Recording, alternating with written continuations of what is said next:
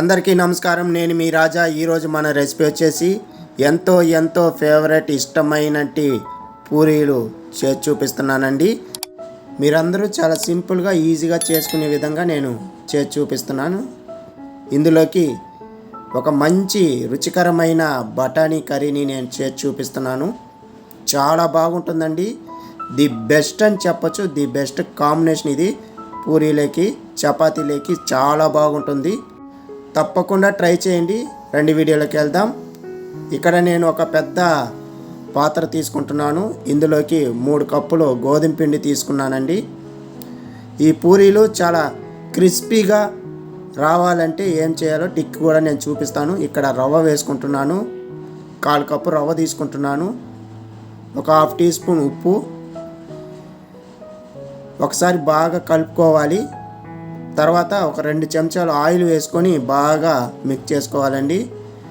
ఫస్టే మీరు ఇదంతా మిక్స్ చేసుకున్నప్పుడు ఆ ఉప్పు అనేది ఆయిల్ అనేది బాగా పడుతుంది పిండిలోకి. ఇప్పుడు నేను 1 కప్పు వాటర్ తీసుకొని కొంచెం పోసుకొని బాగా కలుపుకోవాలండి. 1 కప్పు వాటర్ కరెక్ట్గా ఉంటుంది. ఇది చపాతీలాగా లూజ్గా చేసుకోకూడదు, సాఫ్ట్గా చేసుకోకూడదు. కొంచెం గట్టిగా ఉండాలి. పిండి మాత్రము ఈ విధంగా ఉండాలి. మూత పెట్టేసి ఒక 15 నిమిషాల పాటు వదిలేద్దాం. ఇక్కడ మసాలా రెడీ చేసుకుందామండి. ఒక చిన్న మిక్సీ జార్ తీసుకొని అరచిప్ప టెంకాయ వేసుకుంటున్నాను. 1/4 కప్పు పప్పులు తీసుకుంటున్నాను. పుట్నాల పప్పులు అంటారు కదా. ఇందులోకి కారానికి 6 పచ్చిమిరపకాయలు తీసుకుంటున్నాను. దాల్చిన చెక్క ఒకటి చిన్నది, 2 లవంగాలు, 2 యాలకులు, రాతి పువ్వు కొంచెము, 1/4 టీ స్పూన్ సోంపు, 1/4 టీ స్పూన్ జీలకర్ర, నానబెట్టినట్టు 10 జీడిపప్పులు, ఉప్పు వచ్చేసి ఒక 1/4 టీ స్పూన్ వేసుకుంటున్నాను. మెత్తని పేస్ట్ చేసుకోరావాలండి. నేను చూపిస్తాను చూడండి. ఇలా మెత్తని పేస్ట్ చేసుకోవాలి. ఇలా ఉండాలి పేస్టు. ఈ పేస్టేనండి మంచి టేస్ట్ ఇస్తుంది కర్రీకి. ఇక్కడ కుక్కర్ తీసుకుంటున్నాను. అందులోకి 3 టేబుల్ స్పూన్లు ఆయిల్ వేసుకొని సోంపు ఒక 1/4 టీ స్పూన్ వేసుకోవాలి. మసాలాకి బాగుంటుంది. దాల్చిన చెక్క ఒకటి, 3 లవంగాలు, రాతి పువ్వు కొంచెము వేసుకొని ఒక 5 సెకండ్లు అలా వేయించుకుంటే సరిపోతుంది. ఇందులోకి కొంచెం కరివేపాకు వేసుకొని వేయించుకోవాలి. సన్నగా తరిగిన 2 మీడియం సైజు ఉల్లిపాయలు తీసుకుంటున్నాను. 3 పచ్చిమిరపకాయలు చీల్చి వేసుకోవాలి. ఇలా వేసుకొని 1 నిమిషం పాటు వేయించుకోవాలండి. ఎక్కువ వేయించాల్సిన అవసరం లేదు. జస్ట్ అలా వేగితే సరిపోతుంది. ఈ విధంగా ఇందులోకి 1 టీ స్పూన్ అల్లం వెల్లుల్లి పేస్ట్ వేసుకుంటున్నాను. పచ్చివాసన పోయేంత వరకు వేయించుకోవాలి, ఫ్రై చేసుకోవాలి. కొంచెము మనం కుక్కర్లో చేస్తున్నాం కాబట్టి ఎక్కువగా ఫ్రై చేయాల్సిన అవసరం లేదు. ఆనియన్స్ని ఇలా లైట్గా వేగితే సరిపోతుంది. ఇక్కడ నేను మీడియం సైజు 2 టమాటాలని ఇలా సన్నగా కట్ చేసుకొని వేసుకుంటున్నాను. 1/4 టీ స్పూన్ పసుపొడి వేసుకుంటున్నాను. అంతే చాలు. ఇప్పుడు ఇదంతా బాగా ఫ్రై చేసుకోవాలి. టమాటాలు బాగా మగ్గేంత వరకు ఫ్రై చేసుకొని 6 గంటల సేపు నానబెట్టినట్టు బఠానీలు తీసుకుంటున్నాను. డ్రై బఠానీలు. మీరు కావాలంటే పచ్చి బఠానీలు కూడా తీసుకోవచ్చు. నేను ఇక్కడ డ్రై బఠానీలతో చేస్తున్నా కాబట్టి చాలా బాగుంటుంది టేస్టు. ఎప్పుడు ఒకేలా కాకుండా ఇలా డిఫరెంట్గా కూడా చేసుకొని తినండి. ఇలా బఠానీలు అంతా కలిపాక ఇప్పుడు మనం గ్రైండ్ చేసి పెట్టుకున్న పేస్ట్ మొత్తం ఇందులోకి వేసుకోవాలి. కొంచెం వాటర్ పోసుకోవాలి. గ్రైండ్ మసాలా ఉన్న పేస్టు. ఇప్పుడు ఈ మసాలా అంతా బాగా మిక్స్ చేసుకోవాలండి. పచ్చి వాసన పోయేంత వరకు ఫ్రై చేయాలండి. కలర్ మారుతుంది. ఈ విధంగా ఉంటుందండి.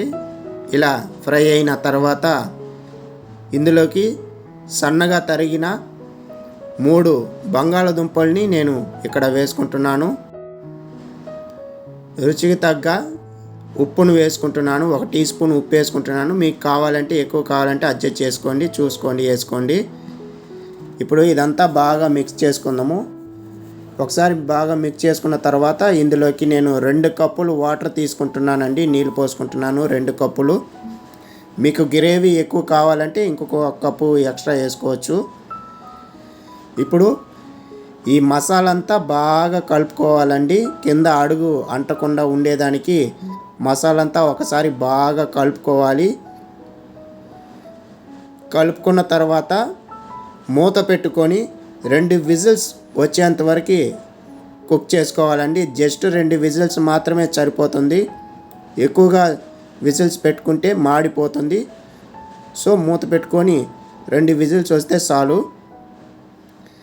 ఇంత లోపల మనము ఈ పూరీలు చేసుకుందామండి. ఇప్పుడు 15 నిమిషాల తర్వాత ఒకసారి ఇలా పిసుక్కొని ఇక్కడ పూరీ బాల్స్ చేసుకుందామండి.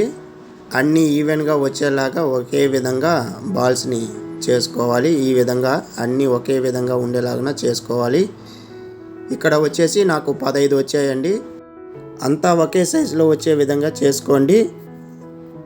ఈ విధంగా ఉండాలి ఒకే సైజులో. ఇంకా పూరీ చేసే ప్రాసెస్ చేసుకుందాము.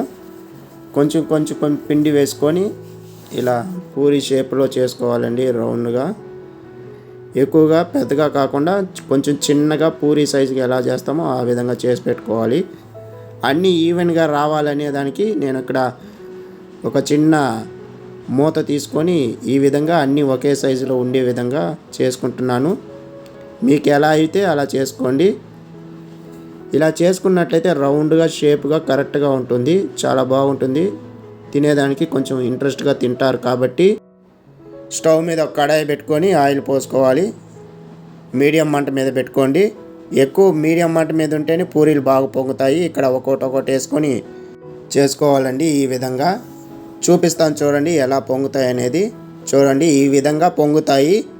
సో మీరు కూడా నేను చెప్పిన విధంగా కరెక్ట్గా పాటించండి. అప్పుడే మీకు పూరీలు అనేది ఒక మంచి బ్రౌనిష్ కలర్గా ఈ విధంగా వస్తాయి.